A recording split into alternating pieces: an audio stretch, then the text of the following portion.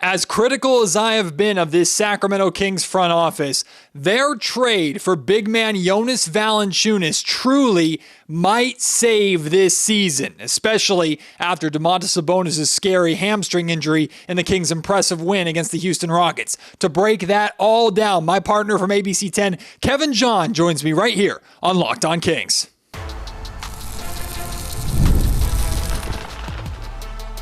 You are Locked On Kings, your daily Sacramento Kings podcast, part of the Locked On Podcast Network, your team every day.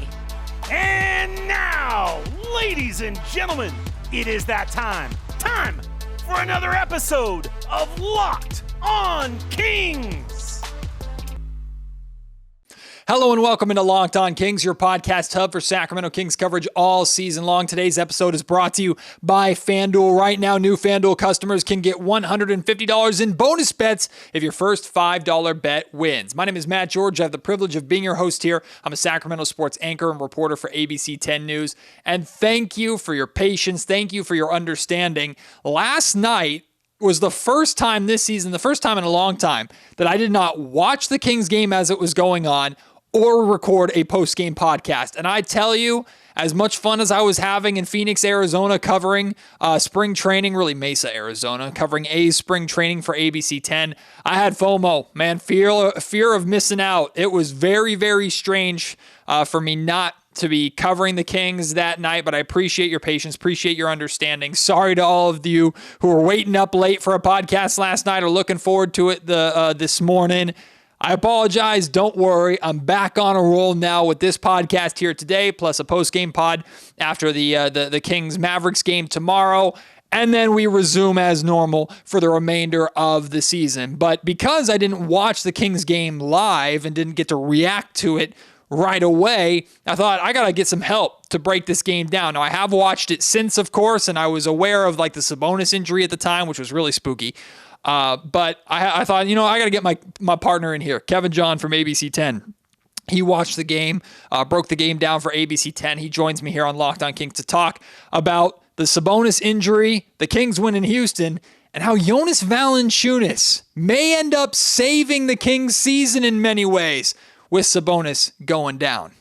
Well, it was both a fun and terrifying Saturday for the Sacramento Kings. Domantas Sabonis going down with a non-contact injury a minute into the game, but then the Kings fighting and pulling off the season sweep of the Houston Rockets, one of the best stories of this season, an established playoff team in the Western Conference. And suddenly, Kevin, the Kings are in a position that we didn't know if they would get back to. They still have a very difficult schedule coming up. We'll talk about all of that, but first and foremost, there has not been any specific update on the status of Domantas Sabonis' injury or specifics as to what the injury is. We just know it is a hamstring injury. He has been listed as out for the Kings' upcoming game tomorrow against the Dallas Mavericks, but nothing beyond that. And this is pure speculation on my part. I would like to believe that if it was something as catastrophic as a lot of those non-contact injuries, we initially think like the worst. If it was that, I think we would probably know by now. But the reality is he's out for at least one more game. But I think we saw from the Rockets game, the Kings can at least short-term weather the storm. Absolutely. And first of all, when Sabonis went down, and this is the thing, and Matt, as you know about Sabonis, I don't think there's anyone on this Kings roster that has taken more blows to their head, to their body, that has been through as much pain and overall brutality than Domantas Sabonis. So when you see Domantas Sabonis leave and stay out the rest of the game, you know it's pretty something significant, because I don't know if there's another player on this team who is as tough as Domantas Sabonis. So his ability to come back whenever you think he's hurt or injured or whatnot is pretty remarkable. So yes, that was a little bit of a concern when you saw him leave to the locker room, and then we got the Kings announced that he would not return. You're like, and this was just 70 seconds into the game. So that is a bit of a concern, but then also hamstring, and it's weird when you're watching the play and you're seeing him run up, and then you just see him, he kind of holds the back. You don't know if it's a pulled hammy. I'm no doctor, so I'm not going to try to diagnose what happened or whatnot. But like you said, we do know he's at least out for tomorrow. Hopefully, nothing more serious than that. But yes, Jonas Valanciunas. Yeah, this man played 30 minutes yesterday. double-double, was huge just as far as rim protecting, rebounding, just being that force in the paint. And when the Kings acquired, this whole last year, Matt, everyone was preaching the Kings need size and length. We need to address the needs of size and length. And then right at the trade deadline, 3 weeks ago, they acquired Jonas Valanciunas. And I think, you never want to see Domas go down with an injury. Sure. But I think right now you see why it's important for them to have, why they went after a big, but also just to see how critical, he'll be in filling this role, why Domantas Sabonis is out. Like I said, played a great game, and he was going against an all-star big man in Şengün yesterday, who had a good game, needless to say. But, at the end of the day, Jonas Valanciunas is that need. He fills the space. He does everything that you want, and he's a tough dude. Yeah. Like, he's a really, really tough dude. I said Domantas Sabonis is tough. So is Valanciunas. Something about those Lithuanian, players. But, those are two really tough guys. And Valanciunas, if Domas is going to be out more than a game or two, I think Valanciunas is someone who gives you a bit of optimism in there on the paint with this team, and particularly how well they played yesterday without Domas. Yeah, time will tell how the rest of this season goes, but I think it's fair to at least put out there that the Jonas Valanciunas trade as of right now might have saved the Kings season. Not because he's the most important player they've acquired. Of course, Zach LaVine is playing really good basketball right now. He's finally got that three-point shot to drop, starting to look more like himself, look more comfortable with the Sacramento Kings, which of course they desperately need. So I'm not going to claim here, and no one's going to claim that Jonas Valanciunas is the most important player on this Kings roster all of a sudden. But last year, 2 seasons ago, if you were to tell me the Kings are going to lose Domantas Sabonis for any extended period of time, I would have told you they're done. Right? Like, Sabonis is so important to what the Kings do. He's literally the foundation of what they do offensively, or at least he has been in the past. He's so all over everything. To lose someone like that, especially when this Kings team so drastically lacked center depth, like, no disrespect to Alex Len and Trey Lyles got those minutes, and it wasn't the same. You go out, you acquire Jonas Valanciunas, which is something a lot of people were calling for. It made a ton of sense, and you went out and you used tradable assets and some of the assets you acquired in the De'Aaron Fox trade to make that trade happen. You bring him in. Not only did it give Sabonis depth for a short period of time to where he didn't have to play 38, 39 minutes a night, now you're in a situation where Sabonis goes down with an injury that we hope isn't too serious. We hope he's only missing a short period of time, because the reality is, too, as good as Jonas Valanciunas is, if Sabonis misses extended time, I still think this Kings team is in trouble with the schedule coming up. But if you were to tell me, hey, Sabonis is going to be out a week, Sabonis is going to be out a couple of weeks, he's going to miss 5, 6, 7 games while he's nursing this back to health, Jonas Valanciunas at least give you the confidence that, okay, the Kings can still be competitive and can still pick up those games. If Valanciunas weren't on this team, I would tell you, maybe the season's not over, but the Kings are probably dropping too many games in that stretch that they can recover from. So in some ways, I think this Jonas Valanciunas trade may save the season given the circumstances of Domantas Sabonis going down. Well, make no mistake, Matt George, there is no replacement for Domantas Sabonis and what this dude does and his value to the Kings. Right. He is the most valuable player to this Kings team. If you look at the work that he does day in and day out, Domas never takes plays off. He always goes hard. Another thing about Domas, too, we could talk about the double-doubles, the triple-doubles, all those things. I mean, the guy fills the stat sheet every night. But it's also the intangibles. That offense, a lot of times, will run through Sabonis. Well, I should say before all of these recent acquisitions. Yeah. But you saw how the offense would run through him at the top of the key. His ability to pass, his ability to get everybody involved. Domas, running that offense through Domas was critical for the Kings over the last 2.5 years that they've had him there. So, yes, I agree with you wholeheartedly, Matt. While Jonas Valanciunas is a great addition and can do a lot of things, of course, he does not replace the productivity that Domantas Sabonis does bring. But, man, is it so good to have JV on this team right now with what the Kings are going through. You had said initially, Matt, if you would have told me that you wouldn't have Domas the last stretch of this season a year ago, I would have said the Kings are cooked. They're done. There's no way on earth. Yeah. And while I still agree to a certain extent, if Domas is out for an extended period of time, this is not good. But with Jonas there, I agree with you. He's someone that can keep them afloat. And I know we're going to talk about the Kings' upcoming schedule and whatnot, but I do think he's someone that can keep the ship afloat while Domas is out, whatever, however long that may be. Well, and the reality is, too, Jonas Valanciunas is not going to – he's not a copy and paste version of Sabonis. He's not going to do what Sabonis does other than grab a boatload of rebounds. But, he's not going to come in and you're not going to all of a sudden run the offense through Valanciunas the same way you're comfortable with DHOs and drop-off passes and things like that with Sabonis. You're not. But Valanciunas, I think, can complement the styles of DeRozan and Zach LaVine. First off, he's a big freaking body, and if he's setting a screen for you, you're going to get some space, right? So guys like the screens that he sets. He can clean up around the glass because who the hell is pushing him off the block? I mean, the Rockets had Steven Adams. I know it's not the most healthy version of Steven Adams. He's kind of on the end of his career, but that's a humongous dude that couldn't get Valanciunas anywhere outside of the paint, right? So no one's moving Jonas Valanciunas off the block, so he's always going to be down there. He's a good enough passer. You're not going to run your offense through him, but he's going to make the right passes when he needs to. His screens are going to create separation, but ultimately, I mean, you got two 20-point performances out of DeMar DeRozan and Zach LaVine. If Sabonis is going to be out for an extended period of time, that needs to be consistent. Plus, the Kings, of course, got some big boosts off their bench in addition to Valanciunas, who technically was a bench player in that game.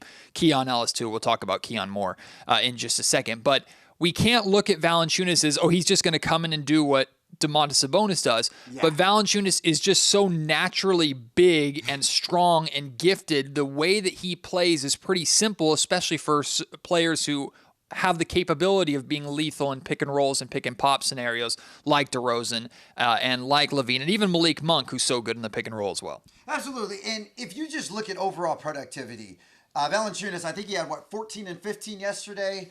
Don't quote me on that. But I got you. There you go. You got the stat sheet right? I just pushed it away. Hold on.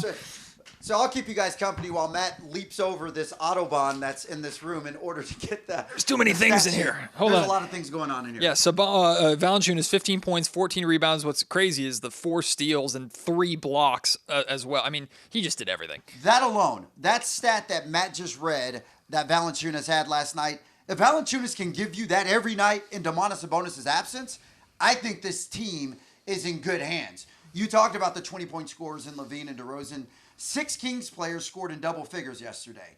If they get that kind of productivity and Valanciunas does what he's supposed to do, no one's asking Valanciunas to go out there and give you 25, 19 rebounds and 10 assists like Domas can do. Right. But as long as he gives you those stats that you just eloquently read off, Matt, every single night, you guys are in good hands. You have players who can, who can play good, whether it's ISO, like DeMar DeRozan, or his midi game, or Zach LaVine, who can obviously create his own shot. I do miss, obviously, the Sabonis Malik two-man game that they would have going on. Of course, you probably lose that with Valanciunas in there.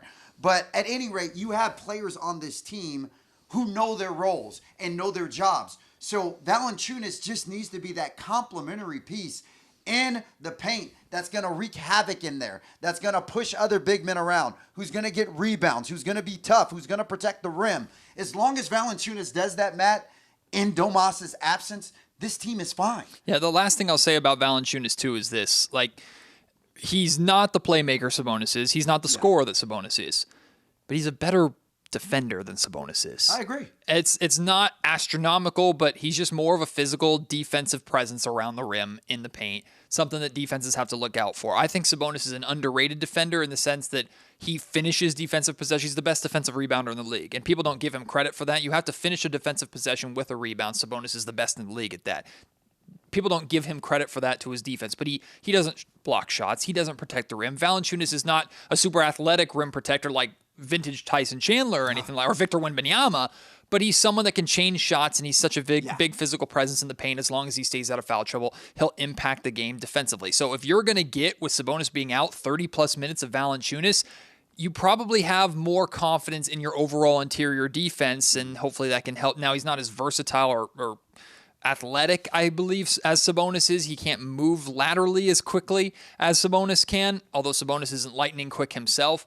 So there are limitations to what he can do defensively, but he is a defensive improvement over Sabonis if you're talking about heavy minutes. And I don't subscribe to this belief, but there are people that believe that the Sacramento Kings would be in a better position long term if they had more of a defensive-minded center instead of Domantas Sabonis. So if he misses any period of time, this is a chance to kind of see that, right? I don't believe that's the case. I think Sabonis is one of the best centers in the league for a reason, and you'd be a fool to not want him on your team.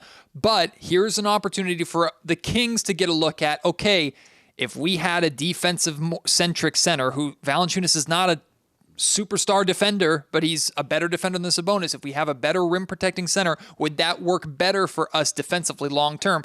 We're going to get at least a little bit of a glimpse of that. But the reality is, no matter where you fall on that kind of spectrum of the Kings need to have Sabonis or the Kings would be better defensively without Sabonis, for this season, the remainder of the season, the Kings need Sabonis out there. So hopefully he's only down for a game or 2 or 3. I'm sure we'll get more of an update later. And I'll say this real quick because I know we're going to get onto another topic. So as we wrap this up, yeah, good point. And also remember this. When the Kings acquired Zach LaVine after the trade deadline, right? And you have all of these players on this team, right? Obviously, we got rid of a 20-point, well, I shouldn't say we got rid, but the Kings obviously traded away another 25-plus point scorer in De'Aaron Fox. If you look at this team, you have DeMar, 20-plus a night. Zach, 20-plus a night. Malik can give you 20-plus a night. Sure. Keegan can give you 20-plus a night. He gave you 26 in Utah the other night. Granted, Keegan offensively hasn't been, It was only the 4th time this season he scored over 20 points. Exactly. So granted, he's not. He can give you that as well. So I just want to say to this, Matt, that while, yes, having Sabonis out there, I think he's averaging, 19.9 a night point-wise. We'll just round up to 20. With this team and the amount of scores that they have there, that's why I think it's okay to have Valanciunas in there because you don't need someone else who can. I mean, it's great to always have someone on the court who can give you 25 or whatever a night, but the way that this team is made up with the offensive threats that they do have who can score the basketball, I think having a defensive-minded center right now for the time being is actually an asset, and you're not losing that much offensively having Valanciunas in there because of the amount of people around him who can score the basketball at will. Like I said at the top of the show, today's episode of Locked On Kings is brought to you by FanDuel. When the game tips off, the NBA action is just getting started, and there's no better place to get in on the action than with FanDuel, America's #1 sportsbook. With FanDuel, you can place live bets throughout the game, so even if you miss the opening tip-off or want to bet on a fourth quarter comeback, you can stay in on the action. And if you're looking for a bigger payout, you can even combine your live bets into a same-game parlay. Using FanDuel's live betting feature is the best. It keeps every moment of the game exciting, whether you're backing your favorite team for a late-game rally or picking a player to hit a clutch 3. You never miss your chance. Plus, the app is easy to use, and when you win, you get paid instantly. Right now, new FanDuel customers can get $150 in bonus bets if your first $5 bet wins. Just visit FanDuel.com to join today. That's FanDuel.com for your shot at $150 in bonus bets. Make every moment more with FanDuel, the official sports betting partner of the NBA. Well, it was spooky how that game started with Sabonis going down, but after Sabonis' injury, the Kings went on a really big run to build a big lead early on. They led by 16 points at one point. Now, credit to the Rockets. They battled back, actually took a lead at one point in this game after being down by 16 points. But this is a really good win for the Kings. They sweep the 3-game season series of the Rockets, but this was the first win where De'Aaron Fox was not on the team, which I think is a big deal. And what I really like about this win is that even though they did come back, you pretty much kept them at arm's length, right? The Rockets are a team they're known for being gritty. They're known for being physical, especially on their home floor. They're known for trying to talk, get in your head, be chippy at you. We saw DeMar DeRozan and Dylan Brooks going at each other. We saw the Kings responding to that, going right back at them, not folding. I think resilient is a really good word to describe this Sacramento Kings team in the way that they've been all season long. They've been resilient. They seem to do a good job in the moment responding to when things get chippy or when things are kind of stacked against them a little bit. Is that good enough for them to make it to the playoffs? Who knows? Is that good enough to put them in the championship conversation? No, it's not. But I thought that was a really good, necessary, gritty win, especially after, let's face it, a lot of the wins that the Kings have had recently were against subpar teams. You take on your first good team in a stretch of good to great teams, and you handled your business on the road after losing arguably your most important player. Like the Kings should, and I know they left Houston with smiles on their faces, they should have felt really, really, really good about not just that game, but about how they are entering this like hell stretch, as I like to call it, in March. Well, first of all, one of the things you got to look at with this Kings, you mentioned something about Houston just being gritty. And then, first of all, Dylan Brooks, DeMar DeRozan is from Compton, all right? You may not want to try it with the man from Compton. Just going to put that out there. But, one of the things that you notice about some of these teams, some of these teams that are gritty, like these teams that have players like Draymond Green or Dylan Brooks or, of years past, the Patrick Beverleys, the people that just are kind of out there chirping in your ear, sure, creating havoc and whatnot. The players that can be distractions but can also be beneficial to a team. Enforcers. There you go. That's the word that I was looking for. I think enforcers are good in a sense, and I'm glad the Kings had an opportunity to go through that yesterday because playoff basketball is really about enforcers and who's going to establish their presence on the court and who's not going to take no SHIT on the court. Right. Like, seriously, when you get to playoff basketball, that's really what it's about. Ask the bad boy Pistons of 88 or 89, but at any rate, that's still prevalent in this day and age's NBA. So I'm kind of glad that the Kings did get a taste of that because that's something that's going to happen. Shall this Kings team, obviously gets to the play-in and makes the playoffs. But something else that I kind of thought was interesting about yesterday's game is, the Kings started the game on a 19-3 run. After Domas went out, mind you, they looked pretty comfortable for a large amount of that game. But the things about good teams, Matt, and Houston is a fifth seed, I want to say right now in the West. They're a playoff team. The thing about good teams is they always find a way. They find a way somewhere, no matter how bad they're playing. They could be shooting 30% from the field that night. They find a way to get back in the game. They find a way to make plays when they matter. They find a way to get back in it. And we've seen this time and time again with good teams. The Kings were tested yesterday. Not just with that whole Dylan Brooks incident, but late in the game. Houston was throwing a lot of things at them, and I was like, okay, how is this team going to respond? You guys just beat Charlotte. You guys just beat Utah, two teams that are not remotely in the playoff picture. How are you going to respond to a playoff team that's making a run on their home court and, against you guys? And I thought the Kings handled it beautifully. I know one of the reasons why, and I know we're going to talk about him, is Keon Ellis, but I thought the Kings responded extremely well, and they were able to hold off Houston in the fourth quarter, and they made that stretch. Because I want to say the Kings were up by about 12 with 8 minutes to go in the fourth, and I was just sitting there watching it like, okay, something's going to happen. Is this team going to, crumble? What's going to happen? They held them off. They were phenomenal. Like I said, Valanciunas was great in the paint, and the Kings were able to hold them off. So I think, Matt, if anything, that win, out of all this 3-game winning streak that the Kings have been on recently, that win by far was the most impressive because they were in a hostile environment against a playoff team on the road, and they were able to not surrender a lead down the stretch like we've seen with this team earlier in the season. Today's episode of the Locked On Kings podcast is also brought to you by DoorDash. NBA fans, get ready. When they swish, you save. Thanks to Dash Pass, every time any player drops 50 or more points in a game, you score a huge deal the next day. It's simple. Any player in the league scores 50 or more points during in a game during the 24-25 NBA regular season, Dash Pass members get 50% off of an order up to $10 off the next day from noon to midnight. Whether you're getting a game day feast, late night cravings, lunch on the go, or fueling your watch party at home, DoorDash has got you covered for all the food you love from your favorite restaurants and establishments, or just some of the regular things that you may need. Sign up for Dash Pass and be ready to save. When any player scores 50 or more points in a game, Dash Pass members get 50% off an order the next day, up to $10 off. Just use promo code NBA50 from noon to midnight after a 50-point game on eligible orders at participating merchants. Must have an active Dash Pass account. Terms apply. Visit DoorDash to learn more.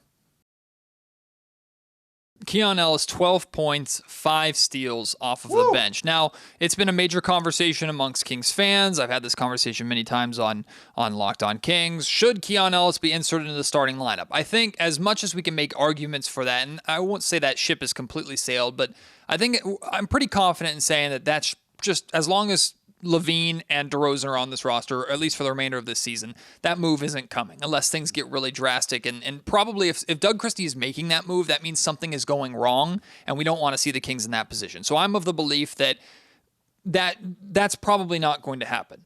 But I think I'm pretty confident in saying if the Sacramento Kings are going to make any sort of playoff push, or actually, let's go this far. Regardless of how they make it, play-in or playoffs outright, if the Sacramento Kings make it to a best-of-7 playoff series, Keon Ellis is going to be a massive part of that. I just don't think there's any other way to put it. Like the importance of this man and how he has implemented himself and how he has grown as a player, but how he has become just the foundation of really everything that the Kings do, to a point where I remember when he chose to play for the Kings, when the Kings signed him as an undrafted free agent and offered him a 2-way contract. I remember having a conversation about him with some people from Alabama and saying, like, this is a really good move for him because he's joining a team that needs defense and needs shooting. And he has more than delivered that to grow into this position now to where the Sacramento Kings are unfortunately so limited defensively, talent-wise, that if they're going to do anything well defensively, Keon has to be a part of it. So, I mean, there's a lot of important players. Zach LaVine, how he plays. DeMar DeRozan, of course, how he plays. Keegan Murray, if he can get his shot going. Malik Monk is the point guard. Like, you can make an argument for everybody needing to be on top of their game for the Kings to make the playoffs. But there is no realistic scenario in my mind where the Kings make the playoffs and Keon Ellis is not right in the middle of the success, even if he's coming off the bench. You know, I think back to last year when the Kings made the play-in tournament. Their first game, obviously, they hosted it against the Golden State Warriors, ironically the team that eliminated the Kings in the postseason the year before. And a one single game elimination against the Golden State Warriors. You know that man, Stephen Curry, can go off 50 against you like he did in Game 7 2 years ago. Keon Ellis's performance in that game. Now, granted, I know Keegan also guarded Steph a lot as well in that, but Keon Ellis had some strips in that game off of Steph Curry down the stretch. And I thought that was the Keon Ellis coming out party. Yeah. And granted, obviously for people in Sacramento, we've known about Keon Ellis for the longest, but I don't know if the Kings win that game against Golden State last year if it weren't for the play of Keon Ellis. That was the night where people around the league were starting to ask, like, who's this Keon Ellis Yes. guy? Like, that was that night. Absolutely. So, you know, whether you want to call it his coming out party or not, he was absolutely critical and vital to that particular win. Now, granted, the Kings obviously went into New Orleans and lost. And Keon struggled in that game, but so did pretty much everyone not named Fox and Sabonis. By the way, I know we're going talking about Keon, but, you know, this is just something else to you guys, give you a little optimism with Domas out. They lost to New Orleans Pelicans 6 times that year. Who is the big man for New Orleans? Yeah, Kings killer, Sabonis killer, Valanciunas. There you go. So just want to throw that out there. You should be happy with it. But anyway, the reason I brought up initially the Golden State game with Keon Ellis, Matt, is because you had said something. You said that Keon Ellis, shall the Kings actually make a playoff run this year, you said Keon Ellis would be vital and critical to that team. Absolutely. We saw it last year in the postseason, play-in game. I think this year as well, you're going to see it as well. The thing about Keon, too, is not only is this dude an incredible defender, he is scrappy. There were times in the Charlotte game and even last night when he was deflecting passes that were coming in. And whether out of bounds, whatever, you're just disrupting the offensive flow of the team.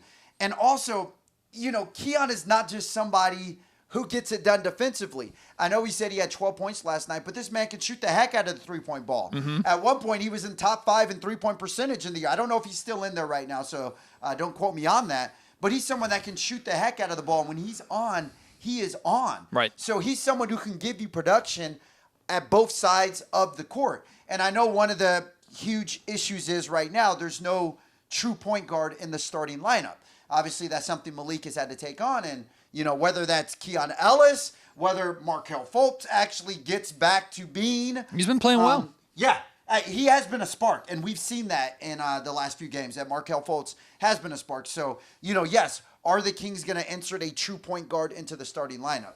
You're not sitting Levine with how much money that guy is making it owed. The lineup's the lineup at this point. I just think that's what it is. Exactly. So with that being said, I think that there is a way that you definitely incorporate Keon, especially in a playoff series. And when you look at the West, aside from just the front court, look at some of the back courts in the West. It's rough. Especially the playoff teams in the West. Brutal. It is absolutely brutal.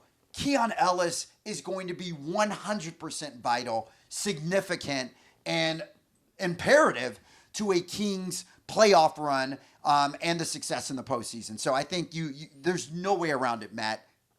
That guy's got the fact that he actually got some DNPs earlier this season is preposterous. It's probably the main reason that I love you and I both support Mike Brown and believe he didn't deserve to be fired, especially the way he was fired. But that was the biggest mistake that Mike Brown made.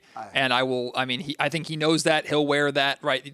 Mike Brown mishandled Keon Ellis completely this season. And how Keon has played under Doug Christie, I think, is a perfect example of that. But look, there are going to be some people on this that'll listen to this podcast that are going to want me to eat crow a little bit. And I understand completely because it's unfortunate that I didn't do a podcast after this game and didn't watch this game because a lot of this Rockets game was what I've been asking for from this Kings team, especially defensively, right? Like this is a team that defensively I look at and go, they're probably giving up 120 to 130 points a night. They did a good job defensively holding the Rockets to 103. Houston, they're not an offensive team necessarily, but they have a lot better players. You held Fred VanVleet to just 3 points, right? So there's enough there for you to feel confident in the defensive performance that you had. A good gritty performance, a good gritty win. That's what I've been calling for and wanting to see.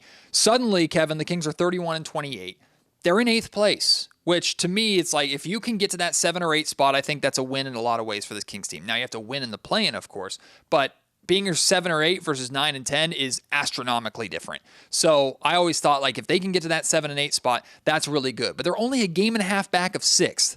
I took 6 out of the conversation. I did. I just didn't think top 6 was in the conversation or should be in the conversation. I'm not changing that tune yet. Because the reality is, as good as this win was against the Houston Rockets, they have that death stretch, starting with the LA Clippers and ending with a back-to-back against Boston and Oklahoma City, that I'm looking at and going, this is a stretch that even if the Kings play good basketball, it may not be enough against these really good teams that just as quickly as the Kings have shot up the standings, they can fall right back down. They're in a 3-way tie with 9 or 10. One of those teams in the 3-way tie with them is the Dallas Mavericks, who they play tomorrow. So there's chance for a lot of movement. There's a pro and a con to that. The pro is if the Kings rattle off some wins here, they can put themselves absolutely into the top 6. But if they lose a handful of games to these tough teams, they could tumble right out. So you just got to be aware. I'm not there yet, but you're certainly not going to see me on this podcast going, well, I still need to see more, or, well, the Sacramento Kings aren't good enough, and no matter what they do, they're not going to be good enough, because that's not the case. I thought this Houston win was incredibly impressive, and if the Kings can put that performance in a bubble or in a bottle and pop that open more often than not for the remainder of this season, they're giving themselves a really good chance. And that's the one thing they need to do. Take your fate into your hands. Don't put it in the hands of some other team to beat Phoenix or beat Dallas or beat whoever. Win your games, especially your games at home. Give yourself the best shot. And I thought that Houston win spoke that into existence for me, and it was really, really relieving to see. Matt, I don't want to bust the optimism bubble right now after yesterday's win, but I think that sometimes we are prisoners of the moment, whether something good or something bad happens. Guilty. Yeah, no, I say we all are. I have been guilty of that before as well, which is why I'm trying to hold my feelings in check on this. Yes, things are good. 3-game winning streak, 3 games over 500, just beat a playoff team on the road yesterday. All the reason in the world to be optimistic.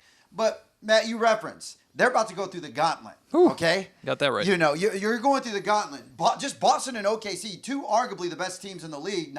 They also have Cleveland as well. The Knicks. Memphis. Name it. Going through. So yes, while Matt, there's reason to feel optimistic right now, they still got a lot of work to do, and there's still a lot of basketball to be played. The good news for them is that, yes, if you look at 6 through 10, there's a separation of a game and a half, I believe, through all of those teams. So look at a team like Golden State, who the Kings were above just, a week and a half ago. Yep. Golden State wins 5 in a row. They shoot up to 7, I want to say they are right now. They're just on the heels of 6. On the heels. So it goes to show. And then look at the Lakers. I mean, good Lord, they shot up to 3. If Denver loses, the Lakers can be 2. Right. So it's a game of or shall I say a season of runs. Sure. So while yes, I am highly optimistic and hopeful for the Kings, I am also realistic as well, and say that. Do I realistically see the Kings being a 6 seed at the end of the season once they go through everything, when you have the teams like the Lakers playing as good as they are, Golden State playing the way that they are? Now, the good news, the Kings have teams like Phoenix, who has been horrible, teams like Dallas, who has literally plummeted over the last 3 weeks. So, some teams like that may see their way out. But at the end of the day, Matt, I think for the Kings, and if anyone's getting upset saying, oh, I'm not calling them a playoff team, that's not what I'm saying. I'm saying that for the Kings to be or to make a 6 seed, it's going to be incredibly difficult. And when you look at their schedule that they have the rest of the way, and you look at the way some of the other teams are playing right now in the West, it's going to be, I'm not going to say impossible, maybe improbable, but with that being said, Matt, that's right. You have to win your home games. You have to win the games you're supposed to win during this last stretch. So you give yourself, because remember, last year at this time, Matt, the Kings were 8 games above 500? Yeah. Went on to win 46 games and were a 9th seed. Yep. Okay? So that just goes to show you, yes, while 3 games above 500 is good, there's still a lot of work to go in a very tight West. And like you said, when they go through the gauntlet of those games, sure. Now, Matt, if they beat Boston, OKC, you're darn right. We can come on here and be like, oh, I'm sold. This team is going places. We're going to be obnoxious. Yeah, exactly. Then we can totally get on that train. But yes, I will admit, Matt, last night's game was an incredible win, a statement win for a team that has been in search of their identity and without their best player in Domantas Sabonis. So, yeah, I'm loving it, but I'm also I'm optimistic, but I'm also realistic. I'll sum it up with this. If the Sacramento Kings are going to make the playoffs, it's going to be against the odds, and they're going to have to scratch and claw and fight for it. But what they showed us in that Houston win is that this team is resilient, and they fight it back against adversity. So that means that it's possible, right? It might be improbable, but it's possible. And this is a group that doesn't back down from that challenge. That should give Kings fans at least some hope and optimism. Hey, maybe should give me more optimism than I feel, to be completely honest with you.